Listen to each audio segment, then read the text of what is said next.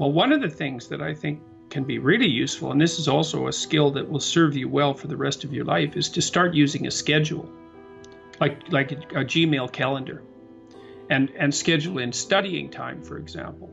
Now, so I've got some thoughts about using a schedule. People often don't like schedules because it's like developing your own tyrant. You know, it's okay, well, here's a whole bunch of things I have to do tomorrow. That's my schedule, and I better stick with it, or I'm a bad person, I'm a failure. And that's not the right way to go about it, the scheduling. What you want to do with the schedule is design the day that you would like to have. Now, some of that's going to involve responsibilities that you have to live up to, or your life will get worse, right? So, but I would say, if you're trying to start learning how to manage your school stress, is like, schedule in 10 minutes of homework. Maybe before you go to school in the morning, if you can get up. You probably can't, because teenagers have a hard time getting up in the morning.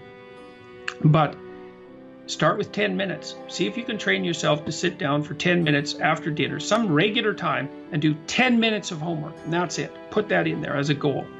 And then maybe if you've done your 10 minutes of homework, you can schedule in, I don't know, 15 minutes of playing a video game if you want, some sort of reward. But start figuring out how to organize your day so that you get to do the things that you want to do, and you do some of the things that you have to do in a manner that you think you could actually do, in a manner that would be sustainable across time. And that, like, the part of your brain that makes you anxious is really unhappy if you don't have a plan. And so one of the fastest ways to start to deal with too much negative emotion, too much stress-related negative emotion, is to make a plan and to make it concrete. And so I would say, and a schedule is an unbelievably useful way of doing that. And you think, in my mind, well, in your mind, well, why am I filling out this calendar for the week?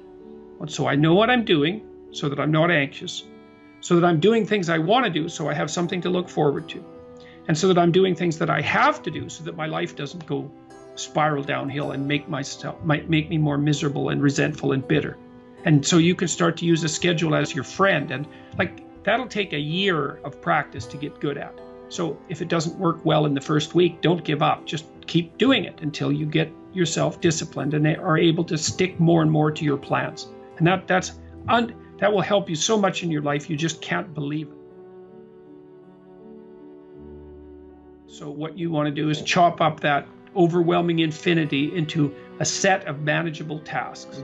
And you want to think, well, you know, some of those tasks might be like, well, maybe you could put some order into your room, you know, or maybe you could make your room a little bit more beautiful, or maybe you could think of one thing around the house that you could do that would actually be helpful. And you're doing that to improve your life. That's the point. You're not doing it because someone's shaking a stick at you and telling you that this is what you have to do if you're going to be a good person. That's not the point. And you also, with your schedule, you think, well, I'm going to design this schedule for someone I like. And that person that I'm designing the schedule for that I like is going to be me. And so it isn't the schedule of a slave master to a slave. It's a negotiated schedule that you arrange with yourself so that you can have a decent life.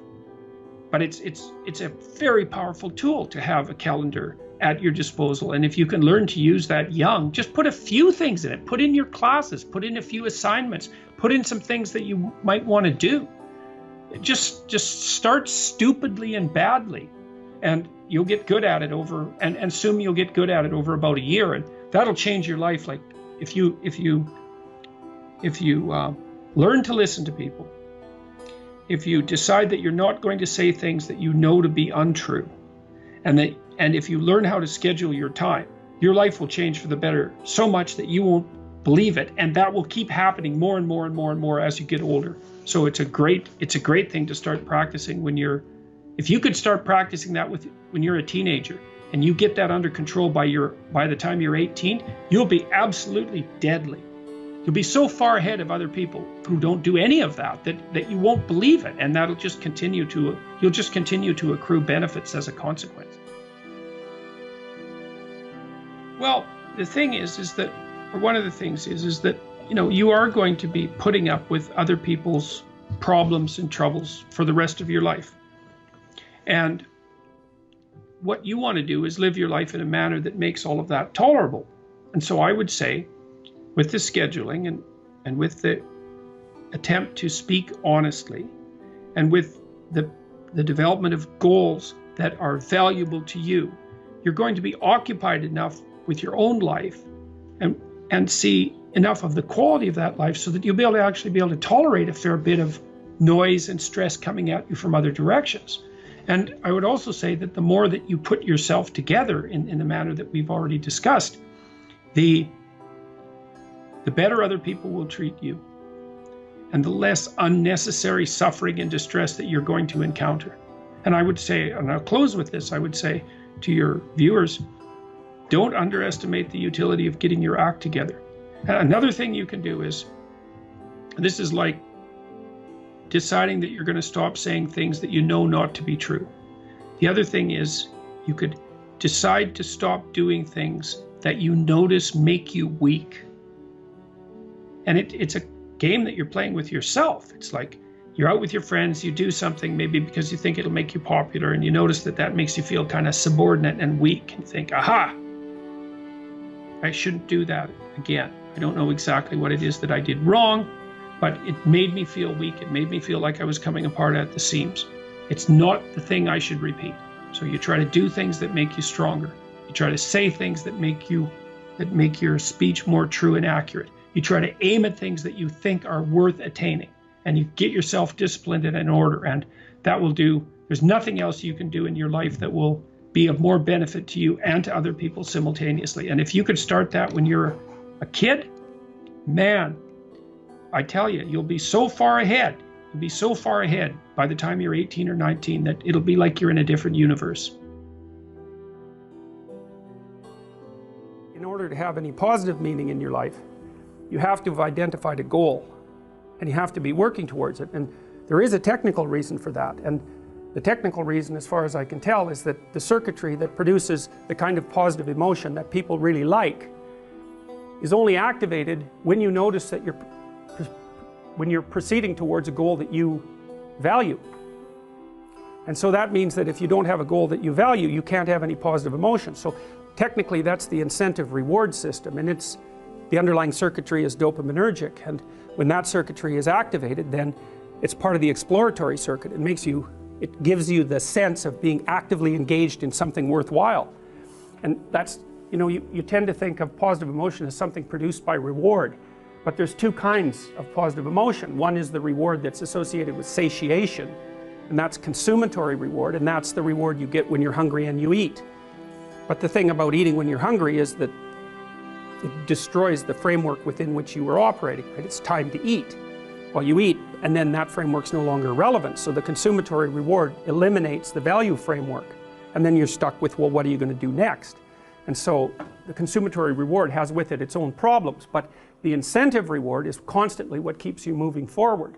And incentive reward, because it's dopaminergic, also is analgesic, literally analgesic. So if you're in pain, you take opiates, and that will cut the pain, but so will psychomotor stimulants like cocaine or amphetamines. And so it's literally the case that if you're engaged in something that's engaging and you're working towards a goal, that you're going to feel less pain. And you can see this happening with athletes who, they'll break their thumb or something, or maybe sometimes even their ankle, and they'll keep playing the game. Of course, afterwards they're suffering like mad, but the fact that they're so filled with goal-directed enthusiasm means that, well, the pain systems are in some sense shut off. So that's an interesting thing, because what it suggests, then you could imagine, I might say, well, how happy are you that you've made a certain amount of progress? And if you think about it, what you'd say is, well, it depends on how much progress and in relationship to what.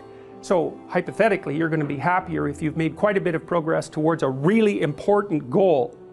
And then you have to think through what it means for a goal to be really important, because that's not obvious. Now, you could say, you're in this class and you're listening to some information, and maybe there's two reasons for that. You might find the information interesting per se, but let's forget about that for a minute.